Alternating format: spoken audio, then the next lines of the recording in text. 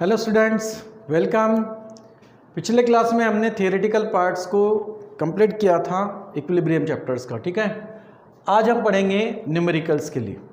Numericals सबसे पहले देखेंगे न्यूमेरिकल बेस ऑन के ए एंड के बी। के ए और के बी को हम क्या कहते हैं? डिसोसिएशन कांस्टेंट, ठीक है, of weak electrolyte. It may be acid और बेस। अगर एसिड हो तो उसके लिए हम के से डिनोट करेंगे, अगर वीक बेस हो तो उसके लिए हम के बी से डिनोट करेंगे, ठीक है। जबकि दोनों के फार्मूले पिछले हमने क्लास में डिराइव किए थे, सिमिलर आते हैं, ठीक है। तो क्या करते हैं, सबसे पहले कोई भी एक वीक इलेक्ट्रोलाइट ले लेते हैं। जैसे फॉर एग्जाम्पल एसिडिक एसिड की बात करते हैं, okay, it's a weak electrolyte, weak acid. This weak acid when dissolved into the water it ionized to a small extent, बहुत कम एक्सटेंट तक ये आयोनाइज होगा। तो इससे क्या मिलेगा आपको? Acetate ion, okay, and hydrogen ion, ये मिलेंगे, ओके। अब यहां पर क्या करते हैं हम? सबसे पहले तो इसका इनिशियल मोल देखेंगे। Suppose the weak electrolyte is taken as 1 mole, initially there is no formation of ion, so that's why number of moles of ions are 0, okay. अब मान लो कि कुछ समय के बाद में क्या होगा कि इसका alpha moles of electrolyte dissociate होगा, आयोनाइज होगा। So suppose alpha moles of electrolyte is ionise, तो remaining is 1 minus alpha mole. अब जितने डिसोसिएट होंगे उतने यहां पर फॉर्म होंगे, दैट्स अल्फा अल्फा, ओके। अब इसका हम क्या देखते हैं? Concentration at equilibrium. ये इंपॉर्टेंट बात है, ध्यान में रखना। क्या है कॉन्सेंट्रेशन एट इक्विलिब्रियम? कॉन्सेंट्रेशन मतलब क्या होगा? Number of moles of substance dissolved in DM cube of solution या litres of volume of solution. तो number of moles is 1 minus alpha and divided by suppose generally V DM cube of solution, that's a 1 minus alpha upon V. ये क्या express करेगा? This gives the concentration, okay. तो यहां पर क्या मिलेगा? उसी सॉल्यूशन में अल्फा अपॉन वी और अल्फा अपॉन वी, ये कॉन्सेंट्रेशन मिलेंगे acetate ion and hydrogen ion, okay.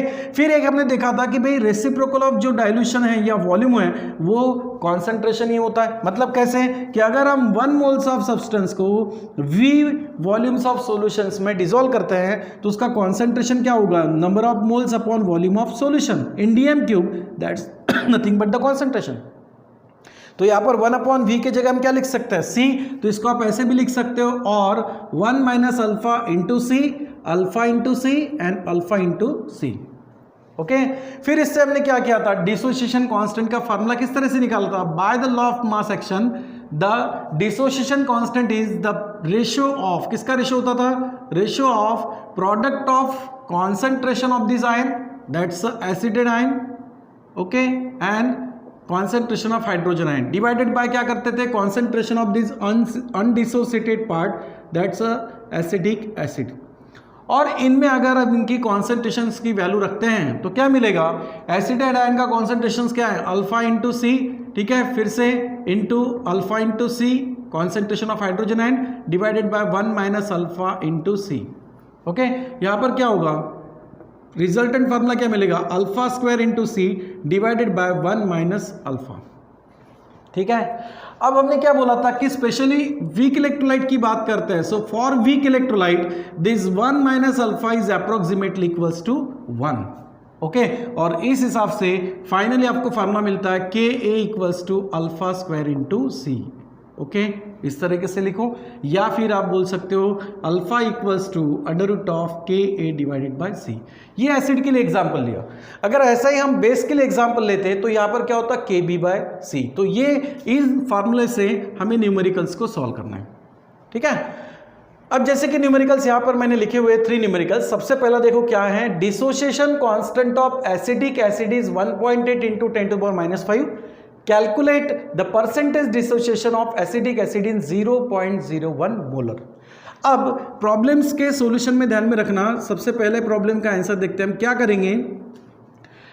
Numericals को सॉल्व करते वक्त सबसे पहले आपको लिखना होता है गिवन डाटा, कि न्यूमेरिकल्स में आपको एक्चुअली क्या दिया हुआ है, पहले उसको मेंशन करेंगे, ओके। क्या क्या दिया हमारे पास में? Dissociation constant of acid is, यानी डिसोसिएशन कांस्टेंट दिया है एसिड का, जिसको हम डिनोट करेंगे के से। इसका वैल्यू कितना दिया है? 1.8 इंटू 10⁻⁵, ओके, ये दिया है। आगे क्या बोला उन्होंने? Calculate the percentage dissociation. Percentage dissociation मतलब डिग्री ऑफ डिसोसिएशन का परसेंटेज। डिग्री ऑफ डिसोसिएशन उसको हम क्या कहते हैं? अल्फा, ओके, तो अल्फा कितना दिया हुआ है, दिया है कि पूछा है कैलकुलेट द परसेंटेज डिसोसिएशन, तो क्वेश्चन मार्क करेंगे। उसके साथ में आगे क्या दिया उन्होंने, calculate the percentage dissociation of acidic acid in 0.01 molar. Molar क्या एक्सप्रेस करता है, मोलर एक्सप्रेस करता है कॉन्सेंट्रेशन, कॉन्सेंट्रेशन का मेजर करता है मोलर में। तो न्यूमेरिकल्स में उन्होंने क्या दिया है, कॉन्सेंट्रेशन दिया हुआ है 0.01 मोलर। ओके, अब क्या करते हैं, गिवन डाटा के बाद में हम एक फार्मूला, यूजुअल फार्मूला यूज करेंगे। ओके, अब यहां पर कौन सा फार्मूला यूज करेंगे, देखो फार्मूले निकालते वक्त या फार्मूला पुट अप करते वक्त ये बात को ध्यान में देना कि भाई हमारे पास दिया क्या है और हमें पूछा क्या गया है। तो जो बातें हमारे पास दी हैं और जो बातें हमको फाइंड आउट करने के लिए बोला है, इनके बीच कोई रिलेशंस होना चाहिए। वो रिलेशन मतलब फार्मूला। कभी कभी तो सीधे सीधे रिलेशंस मिल जाता है, कभी कभी हमें एक फार्मूले से दूसरे फार्मूले तक जाना होता है, बट रिलेशंस देखना है यहाँ पर, रिलेशंस क्या है इंपॉर्टेंटली। तो के ए सी एंड अल्फा, इनके बीच में क्या हमने रिलेशंस देखा है, हाँ डेफिनेटली देखा है, ये है या फिर ये है। ओके, तो हमें क्या निकालना है, अल्फा है तो हम इस फार्मूले को यूज कर सकते हैं, अगर के पूछा होता तो इस फार्मूले को यूज करते हैं। सो फार्मूला क्या यूज करना है, alpha equals to under root of K A divided by C. Okay, तो फिर वैल्यू पुट अप करोगे, under root of K value कितना है 1.8 into 10 to the power -5 divided by C कितना है 0.01। ठीक है, अब क्या करेंगे, under root of 1.8 into 10 to the power -5, ये जो डिनोमिनेटर नंबर है 0.01, इसको हम क्या कर सकते हैं, इसको हम पावर में लिख सकते हैं। कैसे, 0.01 को आप पावर में कैसे लिख सकते हो, अगर इसको मैं कंप्लीट नंबर यानी 1 बता दूं तो इंटू 10 टू द पावर क्या होगा, क्या होगा, इसके लिए ध्यान में रखना, जीएस फार्मूला बता रहा हूं मैं, ग्रेटर टू स्मॉलर और स्मॉलर टू ग्रेटर। जब हम ग्रेटर नंबर से स्मॉलर तक की तरफ जाते हैं तो 10 टू द पावर माइनस आएगा, ध्यान में रखना, सॉरी प्लस। और जब हम स्मॉलर टू ग्रेटर जाते हैं तो 10 का पावर माइनस होगा। ठीक है, ये शॉर्टली ध्यान में रखना कि जीएस फार्मूला, देने ऐसा कोई फार्मूला नहीं है, मैं शॉर्ट इसके लिए बता रहा हूँ, जीएस यानी greater to smaller and smaller to greater. जब ग्रेटर टू स्मॉलर चलोगे तो 10 का पावर प्लस और स्मॉलर टू ग्रेटर चलोगे तो 10 का पावर माइनस। हम क्या कर रहे हैं, स्मॉलर नंबर से हमने ग्रेटर को बना दिया, तो ग्रेटर टू स्मॉलर जा रहे हैं तो यानी 10 का पावर यहाँ पर क्या होगा, स्मॉलर नंबर से हम कहा जा रहे हैं, ग्रेटर नंबर की तरफ जा रहे हैं। तो स्मॉलर टू ग्रेटर जाएंगे यानी हमारा 10 का पावर क्या आना चाहिए, माइनस तो आएगा, लेकिन कितना आएगा, पॉइंट कितने डिजिट सामने शिफ्ट किया आपने, 2 डिजिट, तो आएगा -2, यानी 0.01 को हम लिख सकते हैं 10 टू द पावर -2। ओके, समझ में आया। अब ये 10 पावर -2 ऊपर जाएगा, क्या होगा 10 टू द पावर +2, तो क्या रिजल्ट मिलेगा, under root of 1.8 into 10 to the power, ये -5 है, -2 ऊपर जाएगा +2 होगा, -5 + 2 होगा -3। चलो यहाँ तक आ गए। अब हम क्या कर सकते हैं, लॉगरिथमिक टेबल को यूज करके इसके स्क्वायर रूट को फाइंड आउट कर सकते हैं। ओके, तो लेकिन इसका स्क्वायर रूट फाइंड आउट करने के लिए सबसे पहले एक बात ध्यान रखना कि इसका तो मिल जाएगा, लेकिन 10 टू द पावर जो होता है ये ऑड नंबर नहीं होना चाहिए, ये बात ध्यान में रखना। जब आप स्क्वायर रूट निकालोगे तो आपका 10 का पावर इवन नंबर ही होना चाहिए, तभी इसका स्क्वायर रूट आप निकाल पाओगे या आपको मिलेगा। ठीक है, लॉगरिथमिक टेबल में तो क्या करना पड़ेगा, -3 जो है इसको क्या करेंगे, इवन नंबर में कन्वर्ट कर देंगे। तो दो रास्ते हो सकते हैं, या तो -2 कर दो या तो -4 कर दो। ओके, अब अगर मैं इसको -4 करता हूं, 10 टू द पावर -4, ठीक है, तो पावर माइनस से इंक्रीज हुआ है, इसका मतलब पॉइंट किस तरफ शिफ्ट हुआ है, जहां यहां माइनस में पावर था तो पॉइंट कहां शिफ्ट हुआ था, राइट साइड में। उसी तरह मैं यहाँ पे माइनस में पावर बढ़ा रहा हूं तो पॉइंट कहां शिफ्ट होगा, राइट साइड में। तो 1/8 की जगह क्या होगा, 18 इंटू 10 टू द पावर -4। अगर -2 करता यानी पावर माइनस से कम करता तो पॉइंट लेफ्ट साइड में शिफ्ट होता और उस वक्त ये नंबर बनता 0.18। इतने स्मॉलर नंबर का हम लॉग टेबल में तो मतलब उसका स्क्वायर रूट नहीं देख सकते। स्क्वायर रूट के टेबल देखो आप लॉग टेबल्स के बुक में 1 to 10 और 10 to 100 है, तो इसीलिए हमें ये नंबर या तो 1 to 10 में या 10 to 100 में बनाना पड़ेगा। ओके, तो हम पावर का इस तरह से यहाँ पर एडजस्टमेंट करेंगे। अब हम क्या कर सकते हैं, स्क्वायर रूट निकाल सकते हैं, √18 इंटू, जब आप 10 टू द पावर का स्क्वायर रूट निकालोगे तो पावर आधा हो जाता है, ये बात ध्यान में रखना। -4 है तो क्या होगा, -2 जब आप इसका स्क्वायर रूट निकालोगे। ओके, एक्चुअली स्क्वायर रूट यानी क्या होता है, 10 टू द पावर -4 का स्क्वायर रूट मतलब पावर हाफ होगा। अब यहाँ पर पावर का मल्टीप्लिकेशन यहाँ करोगे तो क्या होगा, 2 2 4 यानी रिजल्ट क्या आएगा, -2। अब इसका स्क्वायर रूट आप लॉग टेबल में देख के आंसर निकालोगे। मैंने पिछले क्लास में कहा था कि आपको लॉग टेबल से क्या फाइंड आउट करना है, आपको स्क्वायर रूट, लॉगरिथमिक से लॉग टेबल्स की वैल्यू, ये सब चीज़ें आपको क्या करनी है, फाइंड आउट करनी है। ठीक है, तो यहाँ पर आप अल्फा की वैल्यू यहाँ पर क्या करोगे, पुटअप करोगे। ठीक है, आंसर निकाल के, और आंसर आपको खुद सॉल्व करने हैं। ओके, तो जैसे कि मैं अब आपको आंसर बता देता हूँ, यहाँ पर 4.242 इसका आंसर आ रहा है। आप घर पे चेक करना इसको, इंटू 10⁻²। ठीक है, आप इसको चेक करो लॉग टेबल में, आपको ये आंसर मिलेगा। अगर कुछ डिफिकल्टी होती है तो आप फिर पूछ सकते हैं। ठीक है, चलो ये हो गया हमारा फर्स्ट एग्जाम्पल, जिसमें हमने क्या निकाला, डिसोसिएशन, डिग्री ऑफ डिसोसिएशन। लेकिन और कंप्लीट नहीं हुआ है, पूछा क्या है, परसेंटेज डिसोसिएशन पूछा है। ये तो सिर्फ डिसोसिएशन हुआ। ओके, हमें क्या करना पड़ेगा, परसेंटेज डिसोसिएशन निकालना पड़ेगा। So percentage dissociation equals to क्या होता है, जब परसेंटेज पूछा जाता है तो हम अल्फा को क्या करते हैं, 100 से मल्टीप्लाइड करते हैं। ठीक है, तो हमारा अल्फा का आंसर क्या मिला है, 4.242 इंटू 10⁻² एंड मल्टीप्लाइड बाय 100। अब ये 100 यानी कितना होगा, 10⁻+2 +2 -2 कैंसल्ड, क्या मिलेगा सिर्फ आपको 4.242। It's a percentage dissociation of that acid. Okay, acidic acid. तो इस तरीके से आपको लॉग टेबल के थ्रू सॉल्व करना है। ओके, इसको आप परसेंटेज साइन दे सकते हो। चलो ये हो गया अपना फर्स्ट न्यूमेरिकल। सेकंड न्यूमेरिकल्स में क्या बोला है वहां पर, acidic acid is 5% ionize in its decimolar solution. ये वर्ड्स को मैंने अंडरलाइन किया, ध्यान देना इसमें। डेसीमोलर, मोलर यानी कॉन्सेंट्रेशन को एक्सप्रेस करता है, वो कॉन्सेंट्रेशन ही बता रहा है, लेकिन कैसे बता रहा है, डेसीमोर, डेसिमल पॉइंट में। ओके, यानी कितना होगा, 0.1। ऐसा सॉल्यूशन है, कैलकुलेट क्या करना है, calculate the dissociation constant of acid, मतलब हमें Ka फाइंड आउट करना है। ओके, तो सेकंड न्यूमेरिकल्स को जब आप सॉल्व करोगे, सबसे पहले क्या करोगे, गिवन डाटा आपको लिखना है। ओके, गिवन डाटा आप लिखोगे, प्रॉब्लम को पढ़ो, क्या क्या दिया है। Acidic acid 5% ionise, ionisation, degree of ionisation, उसी को हम डिग्री ऑफ डिसोसिएशन कहते हैं।